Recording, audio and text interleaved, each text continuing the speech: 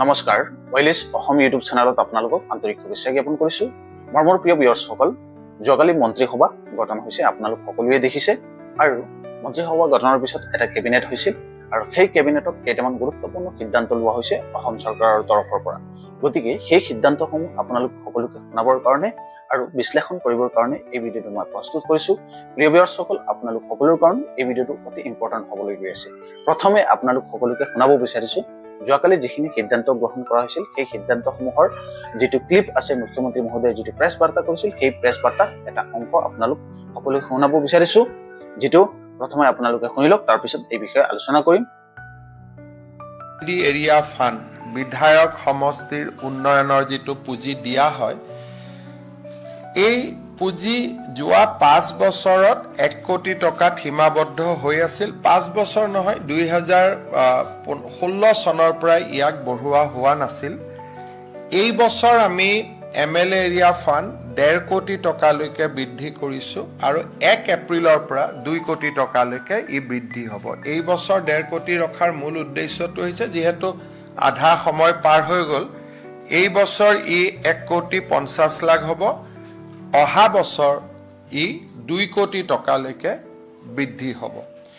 এই 2 কোটি টকাৰ 10% আমি এনেকৈ ৰাখিছোঁ, য'ত নেকি স্কুলৰ ফেন এখন লাগে, ক'ৰবাত নামঘৰত তাল এযোৰ লাগে বা কোনোবা দিব্যাংগক হুইল চেয়াৰ এখন লাগে, তেনেকুৱা কিছু আমি চোকা ল'ৰা এজনক কেতিয়াবা লেপটপ এটা দিব লাগে, শিক্ষাৰ্থী এজনক, এনেকুৱা 10% টকা আমি ইনষ্ট্ৰুমেণ্ট আদি কিনাৰ বাবে তাৰ ভিতৰত আমি ৰাখিছোঁ। 2 কোটি টকাৰ 1 কোটি 80 লাখ ইনফ্ৰাষ্ট্ৰাকচাৰত হ'ব।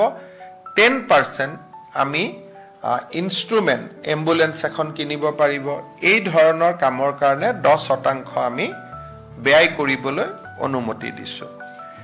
চতুৰ্থতে, আপোনালোকে জানে যে আমাৰ ৰাজ্যত বাজেটখন পাছ নোহোৱাৰ কাৰণে বিশেষকৈ প্ৰত্যেক 5 বছৰৰ মূৰত আমি ভোট অন একাউণ্টছ কৰোঁ ফেব্ৰুৱাৰী মাহত, আৰু 3 মাহলৈকে খৰচ কৰাৰ আমি অনুমতি পাওঁ, আৰু তাকো মূলতঃ দৰমহাৰ ক্ষেত্ৰত। তাৰ কাৰণে আমাৰ ৰাজ্যৰ বহুকেইখন উন্নয়নমূলক আঁচনি এইকেইটা দিন আমাৰ বন্ধ হৈ আছে, বা যিমান বাজেটত টকা আছিলে সিমানেদি মাত্ৰ কৰি থকা হৈছে।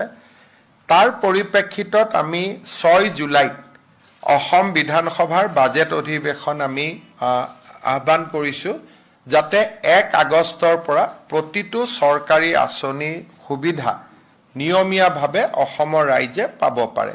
বিধানসভাৰ অধিৱেশন এখন আহ্বান কৰিবলৈ এমাহৰ নটিচ লাগে, গতিকে আজি 4 তাৰিখ, 6 জুলাইত আমি পাতিব খুজিছোঁ, আৰু 6 জুলাইৰ ভিতৰত বাজেট হ'লে 28-29 জুলাইত পাছ হৈ যাব।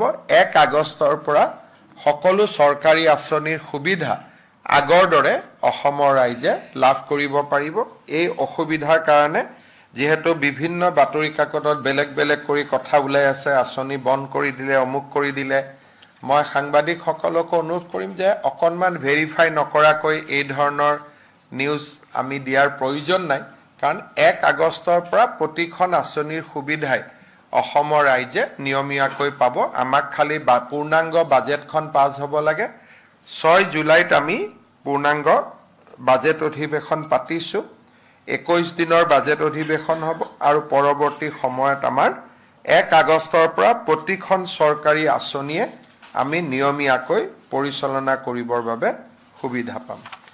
কেবিনেটত আজি আমাৰ এডুকেশ্যন ডিপাৰ্টমেণ্ট সংক্ৰান্তত আৰু এটা সিদ্ধান্ত হয়। এডুকেশ্যনত স্কুলসমূহত যিবিলাক 4ৰ্থ শ্ৰেণীৰ কৰ্মচাৰীয়ে কাম কৰি আছে, 3য় শ্ৰেণীলৈ তেওঁলোকে প্ৰমোচনৰ সুবিধা পায়। ৰুলখন নোহোৱাৰ কাৰণে সুবিধা পোৱা নাছিল। আজি আমি তাৰো ৰুলখন বনাই দিছোঁ, যাতে 4ৰ্থ শ্ৰেণীত কাম কৰি থকা কৰ্মচাৰীসকলে 3য় শ্ৰেণীলৈ পদোন্নতি হোৱাৰ সুবিধা পায়। আমাৰ মূলতঃ এইখিনি আজি কেবিনেটত সিদ্ধান্ত আছিলে। আপোনালোকে যদি কিবা, মাননীয় মুখ্যমন্ত্ৰী মহোদয় কেবিনেটৰ পিছত আপোনালোক সকলোকে তেওঁৰ এক্স হেণ্ডেলত এই যিটো টেম্পলেট আপোনালোক সকলোকে লগাই দিছোঁ, সেই সিদ্ধান্তসমূহ মুখ্যমন্ত্ৰী মহোদয়ে পোষ্ট কৰিছিল, আৰু সেইখিনি আপোনালোক সকলোকে পৰৱৰ্তী সময়ত তাৰ পিছত আপোনালোকে কেবিনেটৰ সমূহ সিদ্ধান্তসমূহ পাবৰ কাৰণে আপোনালোক সকলোৰ কাৰণে চিৰিজত মই ভিডিঅ'বিলাক বনাম, কাৰণ মাননীয় মুখ্যমন্ত্ৰী মহোদয় আগন্তুক 5 বছৰলৈকে অসমত চৰকাৰ চলাব, আৰু সেই চৰকাৰৰ যিমানখিনি কাম কাজ হ'ব বা যিমানখিনি আপোনালোক সকলোকে অনুদান হওক বা যিখিনি সিদ্ধান্ত গ্ৰহণ কৰাব, সকলো সিদ্ধান্তসমূহ আপোনালোক সকলোকে আমাৰ ৱেলেছ অসম ইউটিউব চেনেলত পাৰ্টকে আপোনালোক সকলোকে বুজাম, আৰু আপোনালোক সকলোৰ কাৰণে প্ৰস্তুত কৰি ৰাখিম, সাঁচি থ'ম, যাতে পৰৱৰ্তী সময়ত আপোনালোকে সেইখিনি সিদ্ধান্তসমূহ বিচাৰিবৰ কাৰণে অসুবিধা নহয়। আৰু এই ভিডিঅ'টো আপোনালোক সকলোৱে ছেভ কৰি ৰাখিব। সেইটো মন্ত্ৰীসভা সম্প্ৰসাৰণৰ পিছত আপোনালোকৰ প্ৰথম যিটো কেবিনেট সিদ্ধান্ত গ্ৰহণ কৰা হৈছিল, সেইসমূহ আপোনালোক সকলোকে এই ভিডিঅ'ৰ জৰিয়তে দি জনাইছো। আৰু ইয়াৰ আগত যি দুটা কেবিনেট সিদ্ধান্ত গ্ৰহণ কৰা হৈছিল, সেইখিনিও আপোনালোক সকলোৰ কাৰণে ভিডিঅ'ৰ যোগেদি মই জনাইছিলো, আৰু সেইখিনি আপোনালোক সকলোৱে সামাজিক মাধ্যমত এভেইলেবল আছে, আপোনালোক সকলোৱে চাইছিলে। আৰু পৰৱৰ্তী সময়ত যদি প্ৰয়োজন হয়, যিমানখিনি কেবিনেট সিদ্ধান্ত হয়, সেই সিদ্ধান্তসমূহৰ যিখিনি ইনফৰমেশ্যন আছে, সেইখিনি আমি ৱেলেছ অসম ইউটিউব চেনেলত কণ্টিনিউৱাছলি মানে ভিডিঅ'ৰ যোগেদি আপোনালোক সকলোকে জনাই যাম, যাতে আপোনালোক সকলোৱে পৰৱৰ্তী সময়তো চাব পাৰে। ধন্যবাদ। Thank you. জয় অসম।